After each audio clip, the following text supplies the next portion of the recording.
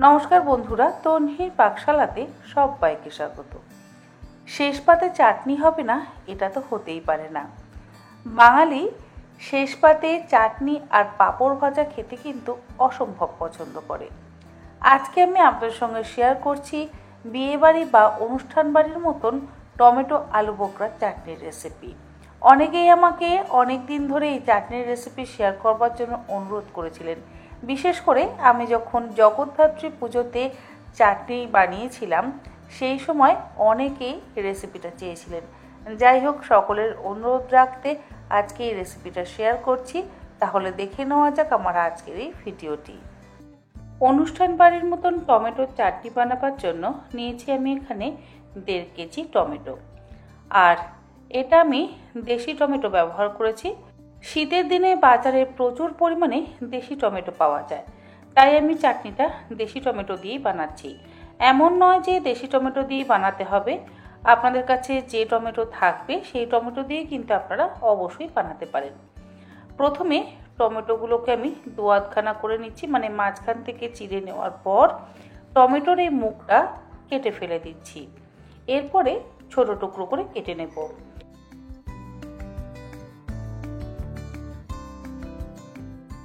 টমেটোগুলো কিন্তু খুব বেশি ছোট টুকরো করে কাটবার একেবারেই প্রয়োজন নেই। দেখুন, আমি একটা টমেটোকে এরকম 6 থেকে 9 টুকরো করে কেটে নিচ্ছি। টমেটো কাটা হয়ে যাওয়ার পর কড়াইতে দিয়ে দিলাম 2 চা চামচ পরিমাণে সর্ষের তেল। চাটনিতে খুব বেশি তেলের প্রয়োজন নেই। তেল গরম হয়ে যাওয়ার পর 1 চা চামচ পরিমাণে 5 ফোড়ন আমি ফোড়ন দিয়ে দিলাম। আর দিলাম 3টে ছোট টুকরো করে ভেঙে নেওয়া শুকনো লঙ্কা। আর 5 ফোড়নের মধ্যে মৌরির পরিমাণটা একটু বেশি থাকলে ভালো হয়। গ্যাসের ফ্লেমটাকে লোতে করে দিয়ে ফোড়নটাকে 15 থেকে 20 সেকেন্ড ভেজে নেব। ফোড়নের সুন্দর গন্ধ বেরোতে শুরু করলে এর মধ্যে দিয়ে দেব কেটে রাখা টমেটো। টমেটো দেওয়ার পর এর মধ্যে দিয়ে দিচ্ছি স্বাদ অনুসারে লবণ। মোটামুটি আমি 1 চা চামচ পরিমাণে লবণ দিলাম। লবণ খুব বেশি ব্যবহার করবার কিন্তু প্রয়োজন নেই, কারণ চাটনিতে লবণ যদি আবার বেশি হয়ে যায় তাহলে আবার চাটনির স্বাদ নষ্ট হয়ে যাবে। লবণ দেওয়ার পর টমেটোগুলোকে হাই ফ্লেমে 2 মিনিট ভেজে নিচ্ছি। হাফ চা চামচ পরিমাণে হলুদ গুঁড়ো এর মধ্যে দিয়ে দিলাম। হলুদ গুঁড়োটা দিয়ে মিশিয়ে নেওয়ার পর ঢাকা দিয়ে গ্যাসের ফ্লেমটাকে লোতে করে দিয়ে টমেটোগুলোকে সেদ্ধ হওয়ার জন্য অপেক্ষা করব। টমেটো সেদ্ধ হতে কিন্তু খুব একটা সময় লাগে না, ম্যাক্সিমাম 5 থেকে 7 মিনিট সময় লাগে। 5 মিনিট পর আমি ঢাকাটাকে খুলে নিলাম। টমেটো কিন্তু অলমোস্ট সেদ্ধ হয়েই গেছে। আবারও একবার হাতা দিয়ে মিশিয়ে নিচ্ছি। টমেটো সেদ্ধ হয়ে গেলে এর মধ্যে দিয়ে দিচ্ছি খেজুর। খেজুরের বীজগুলো বের করে নিয়ে লম্বা লম্বা টুকরো করে কেটে নিয়ে ভালো করে ধুয়ে চাটনির মধ্যে দিচ্ছি। আর দিচ্ছি 20টা আলু বোখরা। আলু বোখরা আর খেজুর দেওয়ার পর এর মধ্যে দিয়ে দিচ্ছি 1 মুঠো কিশমিশ। কিশমিশগুলোকে ধুয়ে নিয়ে তারপরে কিন্তু ব্যবহার করছি। আলু বোখরাও কিন্তু আমি ধুয়ে নিয়ে ফ্রিজে রেখে দিয়েছিলাম। যখনই আমি চাটনি বানাই, বিশেষ করে টমেটোর চাটনিতে আলু বোখরার ব্যবহার করি।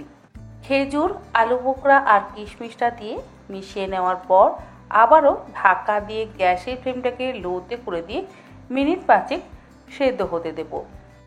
টমেটো কিছুক্ষণ সেদ্ধ হয়ে যাওয়ার পর খেজুর, কিশমিশ আর আলু বোখরা যদি দেওয়া হয় তাহলে দেখবেন খুব সুন্দর সেদ্ধ হয়ে যায় আর নরম হয়ে যায়। 5 মিনিট পর ঢাকনাটা খুলে নিয়ে এর মধ্যে দিয়ে দিচ্ছি বেশ কিছু কাজু বাদামের টুকরো। আর দিচ্ছি ছোট টুকরো করে কেটে নেওয়া আমসত্ত্ব। আমসত্ত্বগুলোকে কিন্তু আমি খুব একটা বড় টুকরো করে কাটিনি। দেখুন, আমি মোটামুটি ছোট টুকরো করেই কেটে নিয়েছি।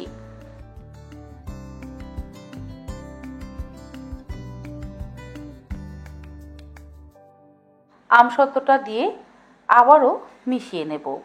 আর আমসত্ত্বটা একদম শেষে ব্যবহার করাই ভালো, তাহলে কি হবে, চাটনি যখন পাতে পড়বে তখন দেখবেন কয়েক টুকরো আমসত্ত্ব কিন্তু চোখে দেখা যায়। তা না হলে আমসত্ত্ব যদি আমরা আগে দিয়ে দিই, আমসত্ত্ব একদম টমেটো বা চাটনির সাথে মিশে যায়। যাই হোক, আমসত্ত্বটা দেওয়ার পর এবার দিয়ে দিলাম স্বাদ অনুসারে চিনি। মোটামুটি এখানে আমি 250 গ্রাম পরিমাণে চিনির ব্যবহার করছি। চিনিটা দিয়ে মিশিয়ে নিয়ে মিনিট 3 ফুটিয়ে নেব।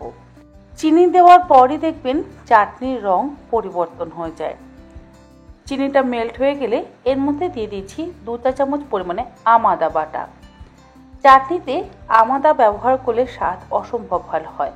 যদি আদা না থাকে সেক্ষেত্রে আপনারা নর্মাল আদাও কিন্তু গ্রেট করে ব্যবহার করতে পারেন বা বেটেও ব্যবহার করতে পারেন। আদাটা দিয়ে মিশিয়ে নিচ্ছি। আর এই চাটনিতে কিন্তু কোনো রকম জলের ব্যবহার করিনি। সবশেষে দিয়ে দিচ্ছি পাতিলেবুর রস। আমি যে পরিমাণ চাটনি বানিয়েছি, মানে 1.5 কেজি টমেটোর চাটনি যেহেতু বানিয়েছি, সেই জন্য আমি এখানে 2টো বড় সাইজের পাতিলেবুর রস ব্যবহার করলাম। আপনারা যদি অল্প পরিমাণে চাটনি বানান তাহলে পাতিলেবুর রসের পরিমাণটাও কিন্তু কম করে দেবেন। আর হ্যাঁ, গ্যাসের ফ্লেমটাকে বন্ধ করে নিয়ে তবেই কিন্তু আমি চাটনিতে পাতিলেবুর রস মিশিয়েছি।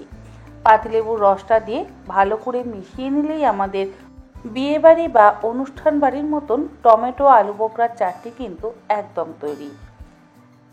আশা করি আমার আজকের এই চাটনির রেসিপি আপনাদের ভালো লাগলো। ভালো লাগলে আপনারা এই রকমভাবে টমেটো আলু বোখরার চাটনি একবার অন্তত বাড়িতে বানিয়ে দেখতে পারেন। আমার মনে হয় আপনাদেরও ভালো লাগবে। চাটনি ছাড়া আমাদের বাঙালিদের খাওয়াটাই যেন অসম্পূর্ণ থাকে। যাই হোক, আশা করি রেসিপিটা ভালো লাগলো।